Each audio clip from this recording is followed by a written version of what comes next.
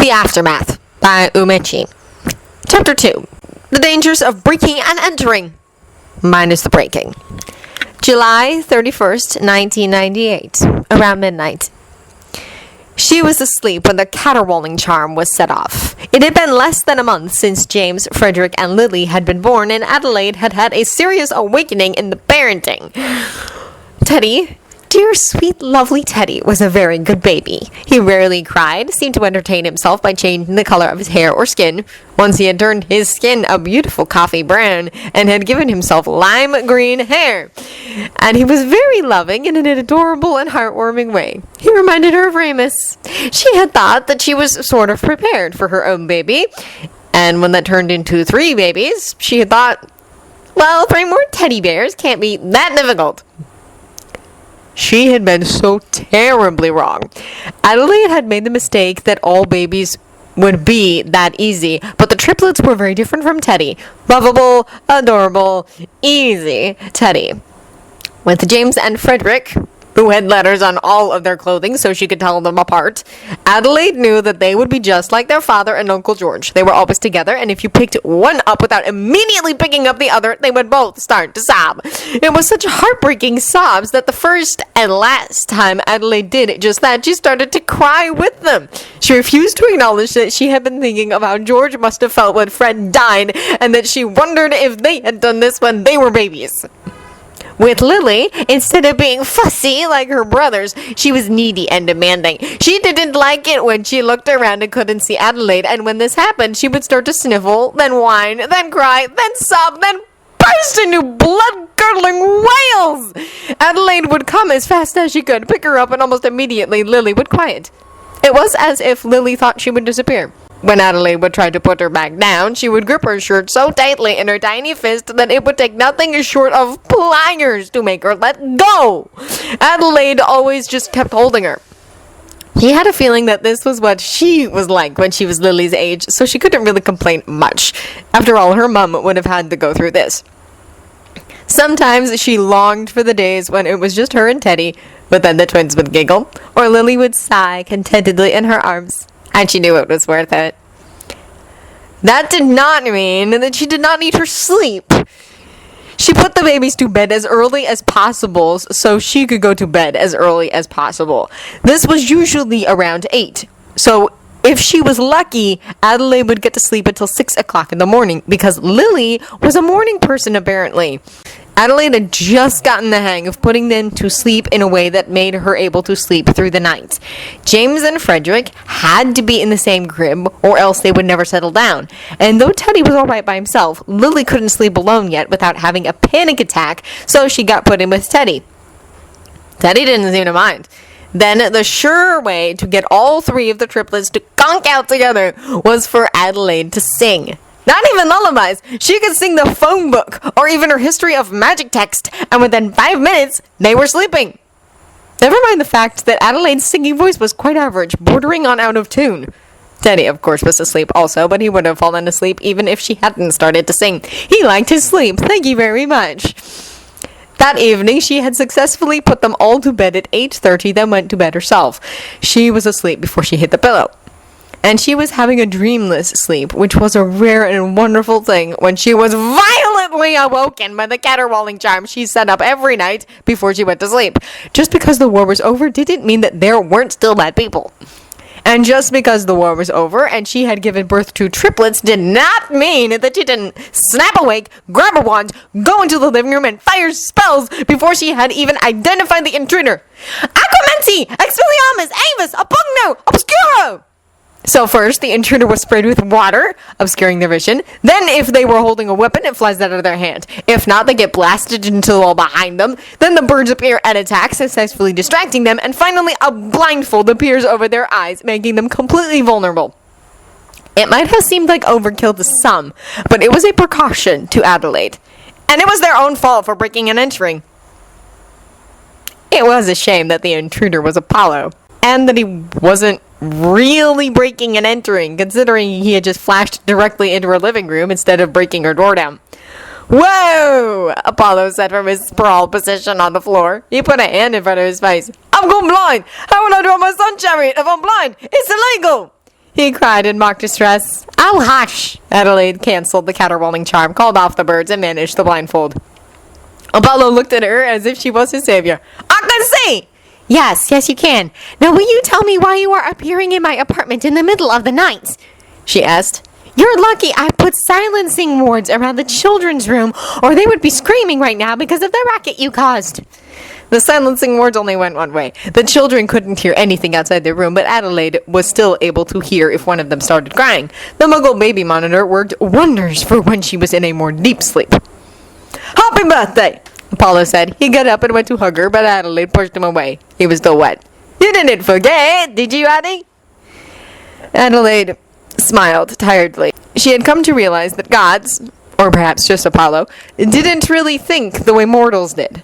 Apollo didn't really think that it was the middle of the night and that she had been sleeping, or that she was exhausted from taking care of 4 infants 24/7. But Adelaide found it difficult to stay angry at Apollo. He was always so earnest about everything, and the way he talked about his sister Artemis was so protective, it always made her smile. So Adelaide said, I didn't, actually. George is coming here tomorrow for a few days to meet his niece and nephews so we can celebrate it together. He just got time off for a visit and got permission for the international port key. She sat down on the yellow couch she had bought. It was extremely comfy, and the color was what she imagined happiness looked like. You should come meet him. You could even bring along your sister. Apollo's eyes lit up in a way that told her that he'd be there. Is anyone else coming? Ron or Hermione?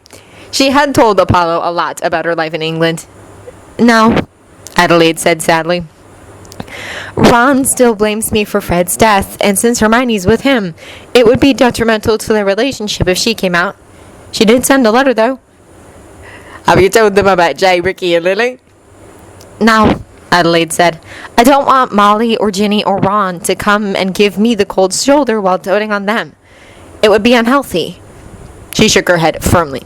If one of them ever reaches out to me, or if they come to their senses, then I would gladly have them in the triplets' lives. It was weird, because Fred's death was one of the few that she didn't blame herself for. They, Fred and her, had done everything they could to make sure that he was as small a target as possible, to the point that only George knew that they were together since Adelaide's 4th year after the Yule Ball. Adelaide did not control the explosion that had killed Fred at the Battle of Hogwarts, but grief did peculiar things to people. Adelaide was really just thankful that George had never blamed her for his twin's death. Apollo nodded, and like always tried to steer their conversation to something more cheerful. I got your birthday present, he announced. Really? Adelaide was taken aback. She had not expected Apollo, a god, to bother about her birthday. She hadn't expected him to remember the day, and certainly hadn't thought that he would go to the trouble of getting her a present. You didn't have to do that, Apollo. Apollo looked quite offended. Of course I did! He didn't explain further. It was as if his needing to get her a present for her birthday was a fact of life. Adelaide decided to just go with it. All right then, what is it? Apollo grabbed her hand and pulled her up and off the sofa. Bewildered, Adelaide just let herself be led to one of the empty rooms of her apartment. She hadn't had the time to fill all of the rooms or even unpack all of her boxes. Though it wasn't as if she had much stuff. It was mostly books that she had cleared out from the Black and Potter properties that she had inherited and now had time to read, or the many photos and photo albums she had acquired. Apollo opened the door to the empty room with a flourish, and what Adelaide saw made her gasp. The room wasn't empty any longer. There was a beautiful grand piano in the center of the room, much too big to have gotten through the door or up the elevator. How did you make it fit? She asked dumbly. She could have done it with a shrinking charm, but Apollo wasn't a wizard. Apollo stated grandly, I'm a god. She could have hit herself. Adelaide walked over to the instrument as if she were gravitating towards it. She stroked the keys and noted absently that they all had a miniature golden sun painted on them. I remember what you said about your aunt about how the only kind thing she ever did was, Apollo was saying, force me to go to piano lessons because every proper lady needs to know how to play at least one instrument. But the real reason was that the next door neighbor's daughter was taking piano lessons and everyone was raving about how good she was and your aunt wanted to one-up them, but your cousin refused to take the lessons himself. He finished. Adelaide thought back to her piano lessons. Her teacher had been Miss Marianne. She was short and plump, middle-aged and gray-haired, but what had most stood out were her eyes. They were big and brown, reminding Adelaide of a doe, and sad like one of those abused puppies on the television commercials. Miss Marianne had lost her husband and both of her children in a car accident years and years ago, and she had never really recovered. When Adelaide had told Miss Marianne that her parents had died in a car wreck when she was a baby, as the Dursleys had told her when she was younger, despite the fact that her parents had been murdered in an effort to save her life, the first thing Miss Marianne had said was, "At least it had not been you that died, but your parents survived. They are more at peace knowing that you lived, and that you could grow up, even if they were not there to see it." Of course, Adelaide had been about 5 when she was told this, so she didn't understand. But the word stuck with her, and when Adelaide looked in the mirror now, and she saw a little bit of the same sadness in her eyes that Miss Marianne had always carried, she understood what Miss Marianne had meant. It was made even clearer now that she had Teddy, James, Frederick, and Lily.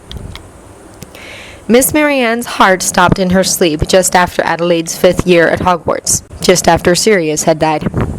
Adelaide blinked quickly and shook her head. "And the sons are there because—" She grinned, because she knew exactly why they were there. Apollo would want to put his own stamp on everything, even presents. He had a peculiar obsession with it, like a teenager carving "Apollo was here," or whatever their name might be, into their desk at school, no matter that when the teacher sees it, they'll get into trouble. "So you remember that you are playing on a piano that the god of music has given to you?"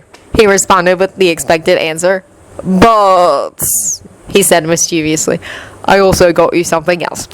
He pulled a thick book on Greek mythology out of thin air. "If you're going to hang out with a Greek god, you gotta know about Greek gods, and you, dear Addie, are sorely lacking in that area."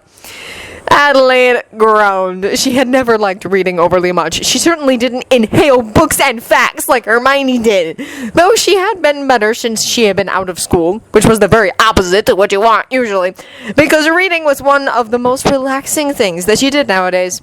She had still been avoiding Greek mythology, though, because the little that she knew about it suggested that it was a complex web of worshippers that were cursed, demigods dying, and incestuous relationships. Though Apollo had helpfully pointed out that it wasn't really incest because gods and goddesses didn't have DNA. She took the book anyway, placing it on the piano bench for the time being, then used a hot air charm on Apollo to get rid of the water still soaking him. Only then did she hug him. "Thank you." Normally, she wouldn't accept a gift so expensive, especially when she had only known the person who gave it to her for less than a month. But there was really no arguing with Apollo. "I like your outfit, by the way," he commented. Adelaide had been sleeping in some of the clothing that she had bought here in New York. It was one of the few non-maternity things that she had at the moment. It was a nightgown, gold with black trim, and quite short. She honestly couldn't remember why she had gotten it. The thing was short and uncomfortable, and the silky material freaked her out because when it was gold, it felt slimy. It did look good, and would look even better when she lost the pregnancy poundage. But the next time Adelaide went shopping, she was going to buy some nice flannel and cotton, and then shove this monstrosity to the bottom of her dresser, never to be seen again. She snorted and whacked Apollo on the chest. "Tomorrow at 12, Adelaide said through a yawn. "That's when George is arriving." "Right, noon." Apollo nodded and looked to be adding it to his mental calendar. "See you then." He looked about, ready to leave, when Adelaide spoke once more. "Oh, and Apollo?" she said in a pleasant sort of voice. "If you come here in the middle of the night again, the first spell coming from my wand will be the castration hex." Apollo just laughed, and then he was gone. Adelaide started to leave the room to go back to bed, but she paused in the doorway, looking back at the piano. She went back to the instrument, sat down at the bench, and started to play softly. She was rusty from not having played since 5th year, and it showed. The melody was broken, a stuttering mess, and before she knew it, she was crying, her tears splashing on the keys and blurring the suns into something indistinct and unattainable. She thought about Miss Marianne and Sirius, her parents, and Teddy's. She thought about Fred. She couldn't figure out who she was crying for.